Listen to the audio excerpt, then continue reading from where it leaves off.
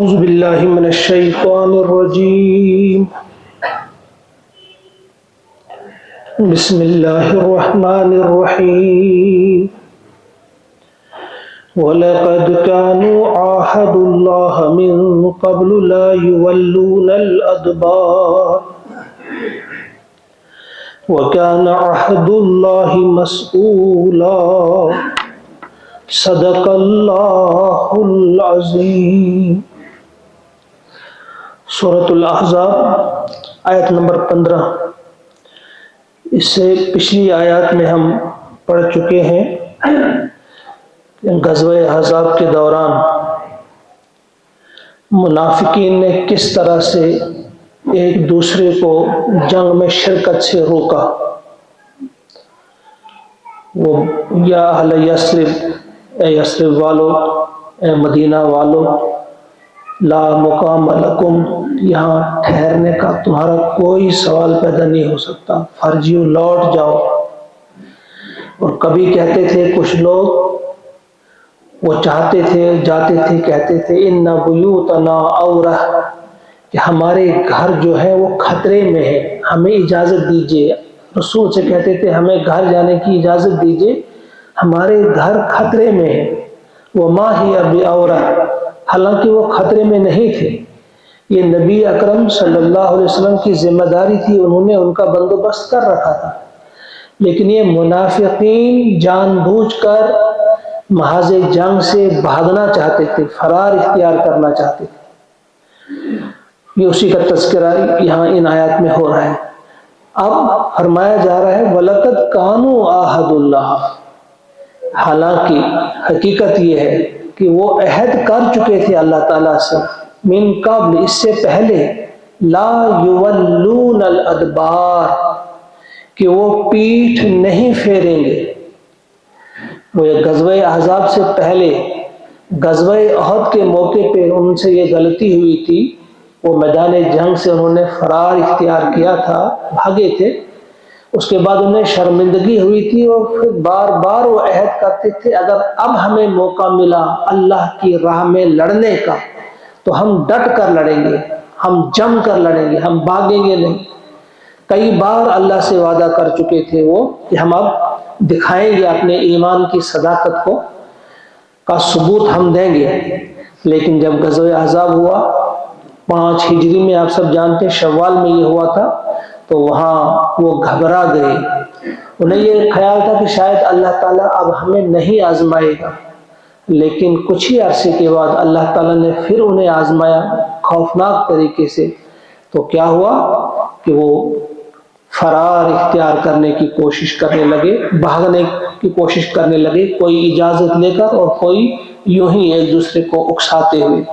تو فرمایا حالانکہ اس سے پہلے انہوں نے عہد کیا تھا اللہ سے کہ اب یہ بھاگیں گے نہیں. وَكَانَ عَهْدُ اللَّهِ مَسْئُولًا، یہ ہم سب کو یاد رکھنا ہے.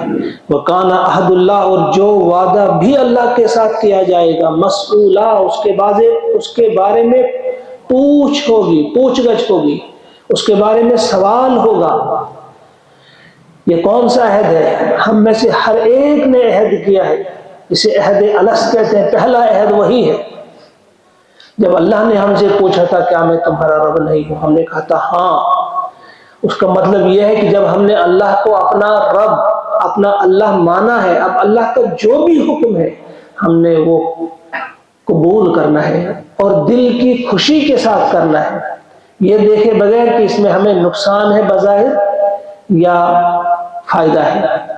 تو کہا کہ ہم نے اللہ سے جو وعدہ کیا ہے اس کے علاوہ بھی ہم نے وعدہ کیا. جس وقت ہم کلمہ پڑھتے ہیں، شعور کی بیداری کے ساتھ جب ہم اسلام میں داخل ہوتے ہیں، وہ بھی وعدہ ہم کرتے ہیں. جب ہم عبادات میں، نماز میں جب پڑھتے ہیں ایاک نعبد و ایاک نستعین، یہ بھی وعدہ ہے. بار بار ہم اللہ سے وعدہ کرتے ہیں کہ ہم آپ کے فرما بردار ہیں، آپ کے دین کے لیے سر بھی کٹانا پڑے، کچھ بھی کرنا پڑے، ہم حاضر ہیں. لیکن جب مشکل وقت آ جاتا ہے تو فرمایا کہ وہ پیٹھ دکھاتے ہیں. اب اللہ تعالیٰ کا جواب دیکھیے، اللہ تعالیٰ کا ان سے فرمانا، قل، کہہ دیجئے ان سے، ارے بھگوڑو، لن ینفعکم، تمہیں نفع نہیں دے گا، ہرگز نفع نہیں دے گا. الفرار، یہ فرار تمہیں نفع نہیں دے گا، یہ بھاگنا، میدان جنگ سے بھاگنا، یہ تمہیں کوئی فائدہ نہیں پہنچائے گا۔ ان فررتم، اگر تم بھاگے، من الموت، موت سے، او القتل، یا قتل سے، مرنے یا مارے جانے سے، اس کے ڈر سے اگر تم بھاگو گے تو اس سے تمہیں کوئی فائدہ نہیں پہنچے گا۔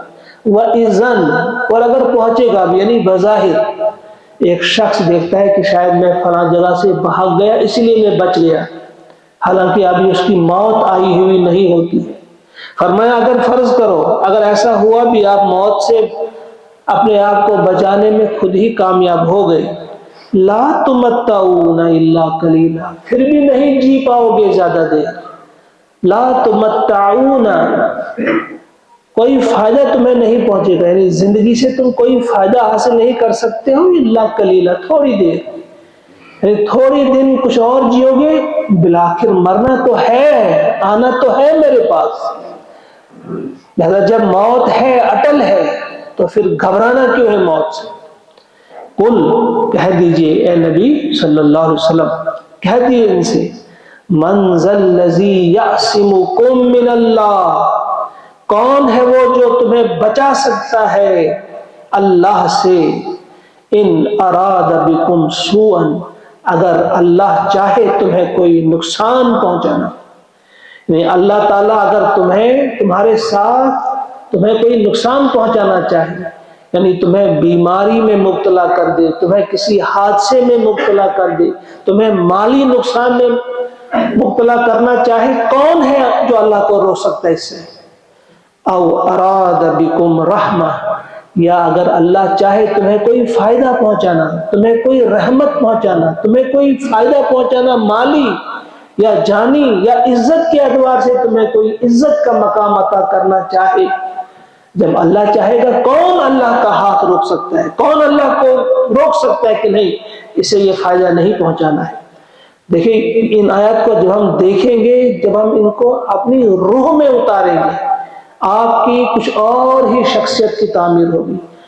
روح، جو روحانی ترقی کا یہ جو زمانہ ہے، ماہ رمضان، یہ روحانی ترقی کا زمانہ ہے۔ ذرا دیکھیں اپنی روح پر یہ بات، اپنی روح کو یہ بات سمجھا دیجیے، قل من ذا الذی یعصمک من اللہ، یعصمکم من اللہ، اے نبی صلی اللہ علیہ وسلم ان سے کہہ دیجئے کون تمہیں بچا سکتا ہے اللہ سے، ان اراد بکم سوءا، اگر وہ تمہارے ساتھ کوئی سوء، برائی سے مراد یہاں کوئی نقصان پہنچانا چاہے، کوئی نہیں بچا سکتا، او اراد بکم رحمہ، یا تمہیں کوئی فائدہ پہنچانا چاہے تو اسے کوئی روک نہیں سکتا، ولا یجدون لہم، اور نہیں پائیں گے وہ، لہم ان کے لیے، یعنی اپنے لیے کوئی نہیں پائیں گے وہ، من دون اللہ، اللہ کو چھوڑ کر، اللہ کے سوا، ولیا ولا نصیرا، نہ کوئی دوست اور نہ کوئی مددگار،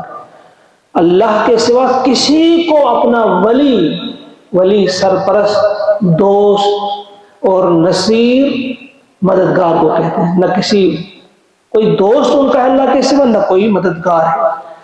قد یعلم اللہ المعوقین، یقیناً قد یعلم، خوب جانتا ہے اللہ تعالیٰ، المعوقین، معوقین روکنے والوں کو، جو روکنے والے تھے، منکم تم میں سے، وہی تذکرہ چل رہا ہے پھر غزوہ احزاب کا، کہ تم میں سے جو روک رہے تھے، تم میں سے جو جنگ سے بھاگنے کی کوشش یا ایک دوسرے کو بھگانے کی کوشش کر رہے تھے، اللہ کی راہ سے ہٹانے کی کوشش کر رہے تھے، کون کون سے لوگ تھے اللہ تعالیٰ ان کو خوب جانتا ہے۔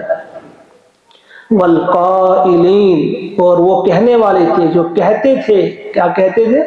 لإخوانہم، اپنے بھائیوں سے، ہلم الینا، ہماری طرف آ جاؤ، ہلم، آ جاؤ، الینا، ہماری طرف، ولا یأتون البأس الا قلیلا، اور وہ نہیں آتے ہیں البأس، لڑائی میں، یعنی لڑائی میں شریک نہیں ہوتے وہ، الا قلیلا، مگر بہت کم، یعنی وہ آپ یہ سمجھیے کہ بادل ناخواستہ ہی برائے نام گنانے کی حد تک، ہاں حضور دیکھیں گے کہ نہیں یہ بھی شامل تھے، صرف نام گنانے کی حد تک کہ ہاں ہم شامل ہو گئے، لیکن وہاں سے فرار، وہاں سے بھاگنا، ایک بہانے سے دوسرے بہانے سے وہ وہاں سے نکل آتے تھے۔ یہ آیات ہیں۔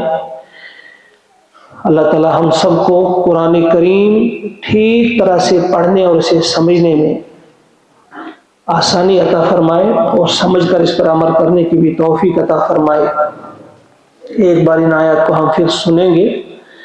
وَلَقَدْ كَانُوا عَاهَدُوا اللَّهَ مِن قَبْلُ لَا يُوَلُّونَ الْأَدْبَارَ وَكَانَ عَهْدُ اللَّهِ مَسْئُولًا قُل لَّن يَنفَعَكُمُ الْفِرَارُ إِن فَرَرْتُم مِّنَ الْمَوْتِ أَوِ الْقَتْلِ وَإِذًا لَّا تُمَتَّعُونَ إِلَّا قَلِيلًا قُلْ مَنْ ذَا الَّذِي يَعْصِمُكُم مِّنَ اللَّهِ إِنْ